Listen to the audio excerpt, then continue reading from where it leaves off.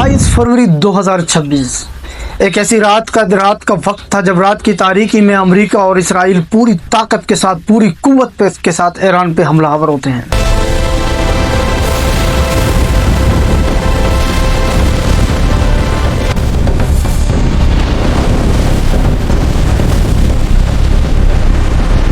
किसी को कोई खबर नहीं थी कि ये जंग कब तक जारी रहेगी। किसी को कोई खबर नहीं थी कि जंग 1 घंटा चलेगी या 1 महीना चलेगी या 1 दिन चलेगी, 1 हफ्ता चलेगी, कोई नहीं जानता था। इसराइल के मुताबिक हम जब चाहें इस जंग को ख़त्म कर सकते हैं, अमेरिका के मुताबिक सब कुछ हमारे कंट्रोल में है। लेकिन हकीकत ये है कि अमेरिका और इसराइल इस जंग में बुरी तरह फंस चुके हैं। कुछ लोग ये समझने की कोशिश कर रहे हैं कि ये जंग ईरान की एक कुव्वत की निशानी है। ईरान बहुत ताकतवर मुल्क है। कुछ लोग इसको इस नज़रिए से देख रहे हैं कि अमेरिका के शिकंजे में ईरान आ चुका है। कुछ लोग ये देखने की कोशिश कर रहे हैं कि ईरान जो है अपने तमाम दुश्मनों को एक साथ निशाना बना रहा है। मुख्तलिफ लोग मुख्तलिफ किस्म की आ रहा हैं, लेकिन हम देखेंगे कि वॉर बिहाइंड द वॉर क्या है।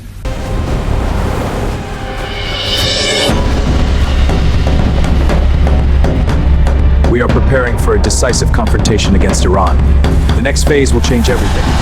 What strategy will finally force Iran to yield? What options remain on the table? ما اکنون بسیار به احیای فارس بزرگ نزدیک شده ایم.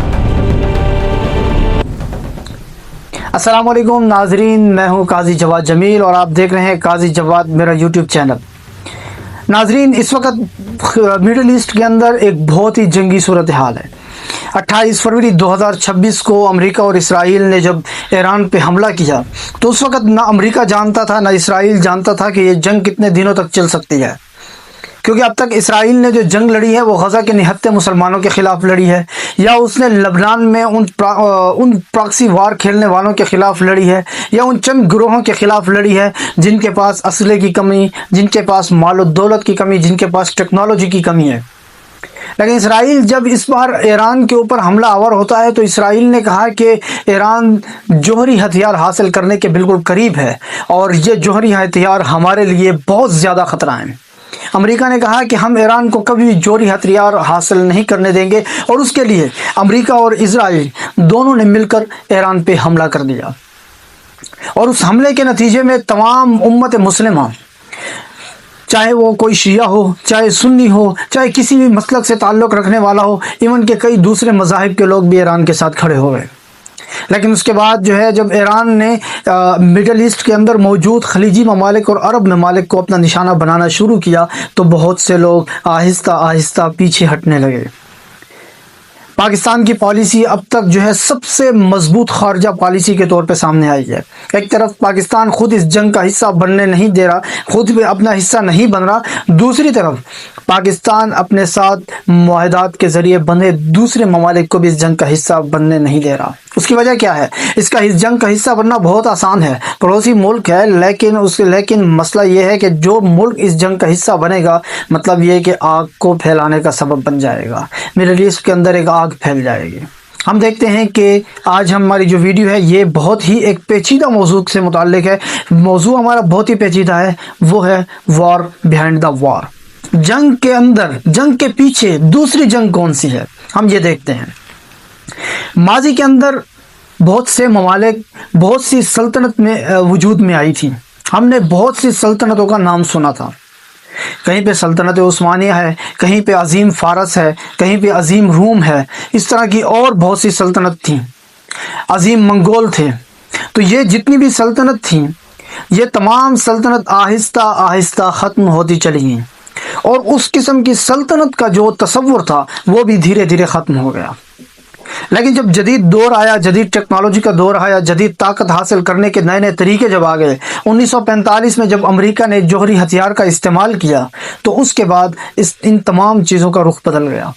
उसके बाद वो सल्तनत का वो वजूद नहीं रहा जो माजी के अंदर होता था कि एक मुल्क, एक सल्तनत होती थी, फिर उसके फैलाव में शिद्दत आती जाती थी, फैलाव होता जाता था, यहाँ तक कि 10-12 ममालिक जो है वो अपने कंट्रोल में ले लेते थे।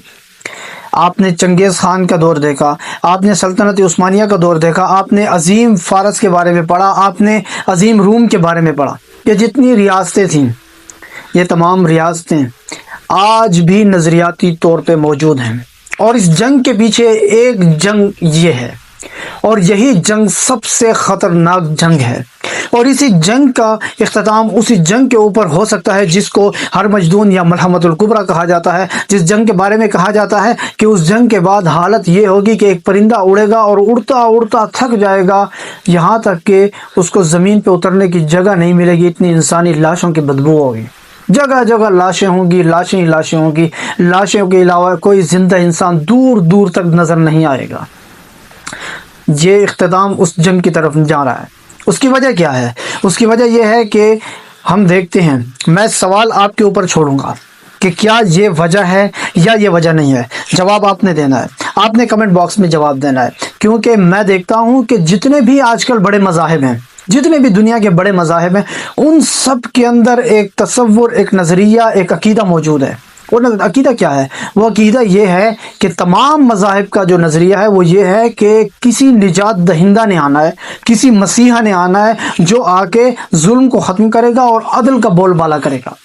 اسلام کے اندر حضرت عیسیٰ علیہ السلام کا نظریہ موجود ہے، عقیدہ موجود ہے کہ حضرت عیسیٰ علیہ السلام آئیں گے، حضرت مہدی آئیں گے جو ہمارے لیے مسیحا ہوں گے، نجات دہندہ ہوں گے، ظلم کو ختم کر دیں گے، عدل کا بول بالا کر دیں گے۔ اسی طرح اہل تشیع کے ہاں بھی ایک 12ویں امام کا، ایک مہدی کا ایک تصور موجود ہے، ایک عقیدہ موجود ہے کہ وہ آئیں گے اور ایک عدل کا بول بالا کریں گے۔ اس طرح عیسائیت کے ہاں بھی موجود ہے، وہ یہ ہے کہ حضرت عیسیٰ علیہ السلام کی دوبارہ آمد ہوگی جو عدل کا بول بالا کریں گے۔ اس طرح یہودیت کے ہاں بھی موجود ہے کہ ایک مسیحا آئے گا جو آ کے نجات دہندہ ہوگا، جو ان کو ظلم سے نجات دلائے گا، گو کہ اس وقت سب سے زیادہ ظلم وہ خود کر رہے ہیں، اور وہ ظلم سے نجات دلائے گا اور وہ عدل کا بول بالا کرے گا۔ اس طرح ہندو مت کے ہاں بھی یہ عقیدہ ان کے ہاں موجود ہے کہ ایک وشنو کا آخری اوتار ہوگا، اور کیا کہتے ہیں اس کو، کل کی اوتار اس کو بولتے ہیں، اور وہ جو ہے نجات دہندہ آئے گا اور جو ہے ظلم کا خاتمہ کر دے گا، عدل کا بول بالا کر دے گا۔ اور بعض لوگوں کے ہاں ان کے جو کتابیں ہیں اس میں جو نشانیاں ہیں اس سے مراد یہ لیتے ہیں کہ جناب رسول اللہ صلی اللہ علیہ وسلم اس سے مراد تھے، اور آپ علیہ الصلوۃ والسلام دنیا میں تشریف لے کے آ گئے۔ لیکن ہندو مذاہب کے لوگ ابھی بھی منتظر ہیں کہ کوئی مسیحا آئے گا اور ان کو نجات دے گا۔ اسی طرح زرتشت جو ہیں ان کے ہاں بھی یہ نظریہ ہے، ان کے ہاں بھی یہی عقیدہ ہے کہ کوئی ایک مسیحا آئے گا اور ہمیں ظلم سے نجات دلائے گا۔ یہ جتنے بھی بڑے مذاہب ہیں، چاہے بدھ مت ہے، چاہے ہندو مت ہے، چاہے اسلام ہے، چاہے عیسائیت ہے، چاہے یہودیت ہے، یہ تمام کے تمام کسی نہ کسی مسیحا کے منتظر ہیں۔ اہل تشیع کے ہاں یہ چیز پائی جاتی ہے کہ ان کے ہاں یہ سننے کو بعض اوقات ملتا ہے، اور کئی بار ملتا ہے۔ سوشل میڈیا پہ آپ نے بھی ضرور دیکھا ہوگا کہ جو ہمارے 12ویں امام آئیں گے، جو ہمارے مہدی آئیں گے، ہم ان کے لیے راستہ ہموار کریں گے، ہم ان کے لیے راستہ ڈھونڈیں گے۔ اور اسی طرح بالکل عیسائی اسی طرح کہہ رہے ہیں کہ جو ہمارے مسیحا آئیں گے ہم ان کے لیے راستہ ہموار کریں گے، راستہ بنا کے ہم دیں گے، پھر وہ آئیں گے، وہ آ کے حکومت کریں گے۔ یہودی بھی اسی طرح کہتے ہیں کہ ہمارے جو مسیحا آئیں گے اس کے لیے ہم پہلے سے راستہ صاف کر لیں گے، ہم ان کو راستہ دیں گے، وہ آئیں گے، ایک حکومت قائم کریں گے، راستہ صاف ہوگا۔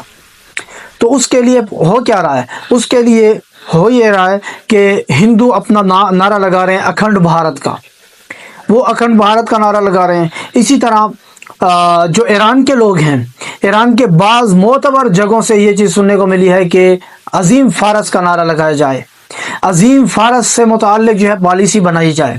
اسی طرح جو اسرائیل کے لوگ ہیں وہ باقاعدہ کھلے عام نعرہ لگا چکے ہیں، کئی بار نعرہ لگا چکے ہیں، گریٹر اسرائیل کا، عظیم اسرائیل کا نعرہ لگا چکے ہیں۔ اور امریکہ کی جہاں تک بات ہے، امریکہ جو ہے وہ صرف اس وقت جو ہے اپنی چودراہٹ برقرار رکھنا چاہتا ہے۔ کیوں امریکہ چودراہٹ؟ ایسے امریکہ جو ہے 1945 میں جب امریکہ نے ایٹمی ہتھیار کا جب استعمال کیا تھا، اور اس کے بعد جو ایک جنگ کا خاتمہ ہو گیا تھا، تو اس کے بعد جنگ کے اختتام پہ امریکہ نے ایک سپر پاور ہونے کا اعلان کر دیا تھا کہ میں سب سے بڑا طاقتور ہوں۔ تو ایک عرصے تک تو تمام لوگ اس کی گرفت میں چلتے رہے، ڈالر جو ہے وہ دنیا پہ حکمرانی کرتا رہا۔ اب آ کے امریکہ کو جب لگا کہ چائنا اس کو ٹکر دے رہا ہے، فوجی طاقت کے لحاظ سے رشیا اس کے مقابلے میں کھڑا ہو گیا ہے، جب اس طرح اس نے جب دیکھا کہ میرے راستے بند ہو رہے ہیں، تو امریکہ نے مختلف ممالک کے اوپر اس نے شارٹ ٹائم جنگیں شروع کر دیں، चाहे वो वेनेजुएला हो, चाहे वो इसी तरह के दूसरे जितने भी आसपास ममालिक पे उसने जो हमले किए हैं, या ग्रीनलैंड पे जो कब्जे का ऐलान है, या जो कुछ भी है, वो अमेरिका ने सिर्फ इसलिए किया है कि मैं ये हमला करूंगा, शॉर्ट टाइम हमला होगा, और उसके बाद जो है मैं दोबारा जो है इस जंग को ख़त्म कर दूंगा ताकि मेरे चौधराहट बरकरार रहे। लेकिन ईरान वाली जो जंग थी, अमेरिका का ये ख्याल था कि मैं यहाँ ईरान पे हमला करूंगा, फौरी तौर पे ऊपर रजीम चेंज हो जाएगी और उसके बाद जो है मेरी चौधराहट बरकरार रहेगी।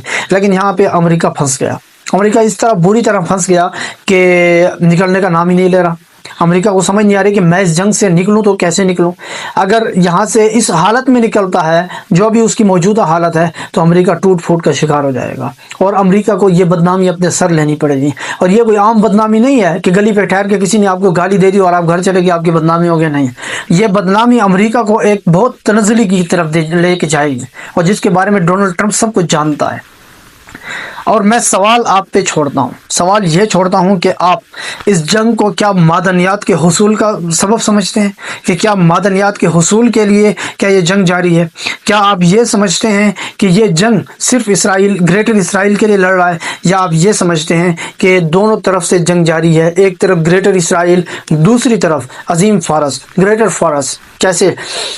इसराइल जब हमला करता है ईरान के ऊपर, और इसराइल बज़ाहिर तो इसराइल जो है अरब ममालिक के साथ उसने हाथ मिलाए, वहाँ पे अमरीकी अड्डे भी मौजूद हैं, लेकिन इसराइल को भूला नहीं है कि जब इस अरब इसराइल जंग के अंदर अरबों ने जो इसराइल को जो पिटाई की थी इसराइल की, और उसमें पाकिस्तानी पायलट भी शामिल थे, जब उनको ये पिटाई भूली नहीं है, तो आप कैसे कह सकते हैं कि अरब और इसराइल आपस में दोस्त हो सकते हैं? ये चीज़ अगर इसराइल समझता है तो क्या अरब नहीं समझते? अरब ये चीज़ बखूबी समझते हैं। और यही वजह है कि जब ईरान बार बार जब अरब के ऊपर जब हमले कर रहा था, तो सऊदीया ने बार बार यकीन दहानी कराई कि आप बेफिक्र रहें, हमारी सरजमीन आपके खिलाफ इस्तेमाल नहीं होगी। उसके बावजूद ईरान मुसलसल हमले करता रहा, यहाँ तक कि अब हालत ये है कि अब यूँ लग रहा है कि जैसे अनकरीब सऊदीया ईरान के ऊपर चढ़ दौड़ेगा।